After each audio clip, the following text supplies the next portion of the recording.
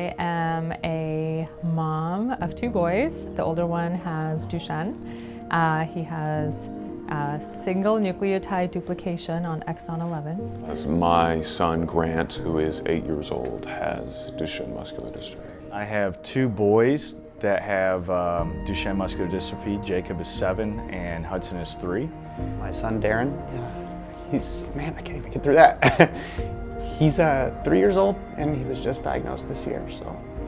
So many times with this disease, you find out about it and you're told this is this death sentence, you know? And then you meet the kids, and the kids, they know what they're going through. They know what's gonna happen to them. And they're the happiest kids. Sometimes you're in a wheelchair and you look normal, but you know, in a couple of years you might need a ventilator or something like that. So it's a disease that basically makes it hard to walk.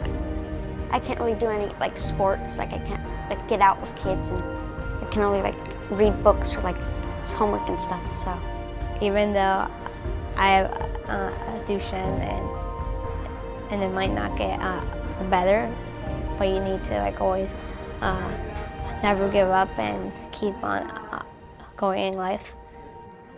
it's sad, but it's okay. It's still an amazing life. Sometimes Duchenne helps remind us to live in this moment, because this moment might not be here forever, or what Fritz is doing in this moment might not be what he can do in the future. You know, there's kind of just a weight that we always carry with having this in our lives. If you start to appreciate all the tiny little milestones.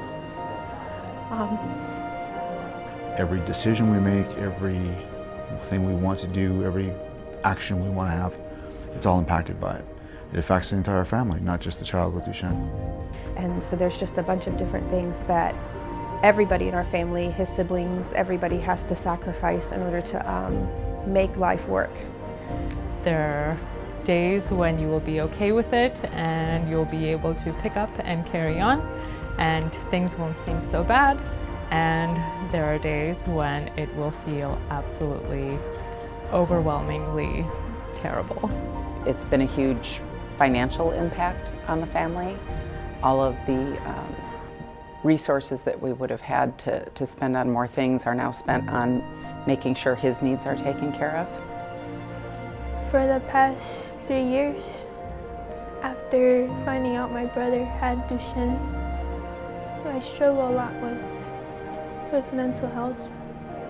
It's upsetting that so many people don't know about this disease. I've met people here who are in the exact same situation as me. I met someone yesterday who also adopted their son. Their son is also 3 years old, you know, same diagnosis. It's amazing that something that I thought was so rare and no one had ever heard of, and I meet someone who's in the same exact situation, and it helps a lot to know there's other people going through the same thing. You know, meeting other parents, meeting researchers, doctors that are in the field is actually very therapeutic. A big thing that's been for my family is that strength is more than muscle. I think what I'd like others to know about Duchenne is that it's not a death sentence. No more different than any of us have a beginning and an end.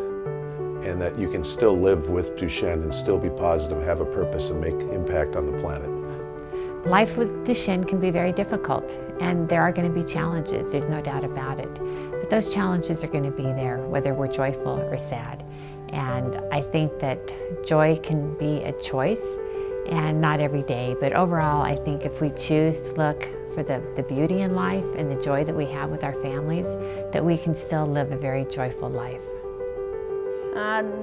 When you live with Duchenne, you need to be all the time happy about the things that you do, because you don't know what things can happen in the future. He said there's an old saying, and he says that yesterday is history, tomorrow is a mystery, but today is a gift, and that's why they call it the present. I'll tell him that, you know, and I'll say enjoy your present. If I could go back and tell myself then what I know now, I would tell myself to relax, to take it all in. It's okay, it will work out. It's not the end of the world. Cry when you need to cry, scream when you need to scream, you know, but then pick yourself up and live your life and help your child live the best life that they can live. Take one day at a time and make a plan and just live your life. This was merely our speed bump that we have to deal with. Yes, while it is currently incurable, it will probably be curable in the future. I wish for others to get tested early if they know it's in the family, so that way they know what path to take. I would tell another family to take care of themselves and their kids. And the people with Duchenne have to take care of themselves too. I would tell them, it's okay, at least you're alive. Be proud of where you are. So yes, you're not going to be a football player or whatever, but there's so many other things you can do. You can be a musician, you can be a writer, you can be a computer programmer, you can be a researcher. There's so many options nowadays. There's a lot of resources out there to help us, and take one day at a time. Well, you still have to cater towards the fact that he's in a chair.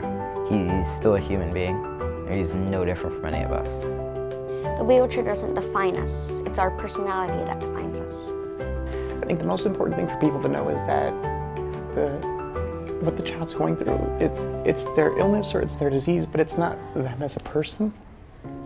Right now, we don't have a cure. Right now, there aren't many treatments for this disease, but that's really coming. We're kind of at a precipice where the future might look very different. And in a couple of years, we could maybe review this and see that we're in a very different place.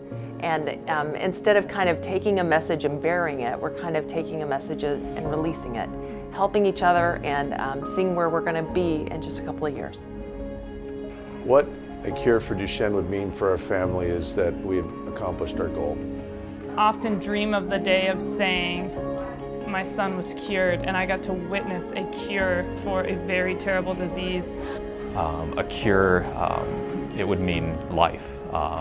It would mean the ability for my son to live a full life. A cure for Duchenne would mean a lot of answered prayers for us, and it would mean that I could pursue what I want to pursue unencumbered by my wheelchair or my situation. A cure would mean not living with a wheelchair, not living with restrictions, like living free. It would reduce the chances of my worst fears, which would be that I would outlive my son. The nice thing is all the boys are living longer. They're living healthier lives and happier lives. That's a great thing going on, but we can do better. You know, they would have a future that looks a lot different than what it may look like right now. That they may be able to live a full life and that we would be able to experience that with them. It would make us excited about the future and about him growing up and getting old. And yeah, it would just change our life.